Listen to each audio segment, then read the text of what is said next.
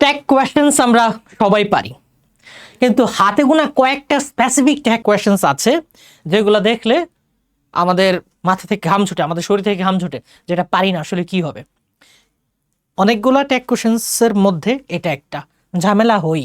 আর এটা কোথায় আসছে? 28তম বিসিএসে আসছে, ঢাকা ইউনিভার্সিটি বি ইউনিট 2009-10 সালের সেশনে আসছে। ইসলামী ব্যাংক বাংলাদেশ লিমিটেড অফিসার পদে যে পরীক্ষাটা হয়েছিল 2016 সালে সেটা আসে। আমরা একটু সলভ করা ট্রাই করি। দেখো, আমি জানি তোমরা পারো, কারণ তোমরা রিথিংকের সাথে লেগে আছো, তো আমরা জানি যা। তারপর আমি এটা ক্লিয়ার করে দিচ্ছি।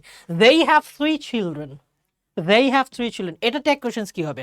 আচ্ছা, এটা ট্যাগ কোশ্চেন যদি হ্যাভটাকে তুমি মেইন ভার্ব ধরো, যেটা আমরা এজ ইউজুয়ালি ধরি, তাহলে আনসারটা হয় ডোন্ট দেয়, তাই না? কারণ মেইন ভার্ব থাকলে এটা ডু ডাজ ডিড দিয়ে করতে হয়, আর যেহেতু দেয় আছে ডোন্ট ডু দেয় হবে, আর ডু দে যেহেতু অ্যাফার্মেটিভ আছে নেগেটিভে ডোন্ট দেয়, রাইট?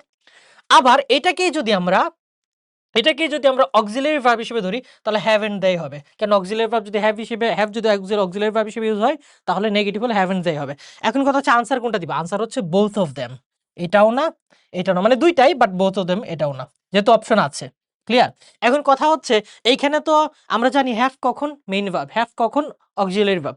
হ্যাভ এর পরে যদি আর কোনো ভার্ব না থাকে এটা মেইন ভার্ব, আর হ্যাভ এর পরে যদি অন্য কোনো ভার্ব থাকে, স্পেশালি V3 থাকে, তখনই হ্যাভ হচ্ছে অক্সিলারি ভার্ব। অক্সিলারি ভার্ব ধরলে এটা করব, আর যদি মেইন ভার্ব থাকে এটা করব। আমার কথা হচ্ছে যে এইখানে আমরা আসলে কি ধরবো? দেখো, ইউএসএ গ্রামারে বা ইউএসএ ইংলিশে একটা নিয়ম হচ্ছে এই হ্যাভটাকে, এই বাক্যটার এই হ্যাভটাকে ধরবে হচ্ছে মেইন ভার্ব। ইউএসএ ইংলিশে মেইন ভার্ব ধরবে, আর তাই এই ডোন্ট দেটা সঠিক ইউএসএ তে।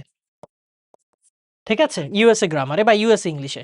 আবার এই হ্যাভটাকে ব্রিটিশরা ধরে অক্সিলারি ভার্ব হিসেবে, যদিও এরপরে কোনো রকম মানে নন ফাইনাল ভার্ব নাই, V3 নাই, কিন্তু এই হ্যাভটাকে ধরবে হচ্ছে অক্সিলারি ভার্ব হিসেবে। আর সেটার জন্য এই আনসারটা হবে have and there. Have and there হবে হচ্ছে ইউকে স্টাইলে, ইউকে ইংলিশে। এখন আমার জন্য তো দুইটাই সঠিক, আমি কোনটা ফলো করব? ইউএস এরটা নাকি ইউকে এরটা? ভাই তুমি দুইটাই সঠিক, দুইটাই যে কোনো একটা ফলো করবা। আমরা বেসিক্যালি ইউজ করি, আজ পর্যন্ত ইউজ করে আসছিলাম ইউকে এরটাই, হ্যাভ এন্ড দেয়ারটাই সঠিক ছিল।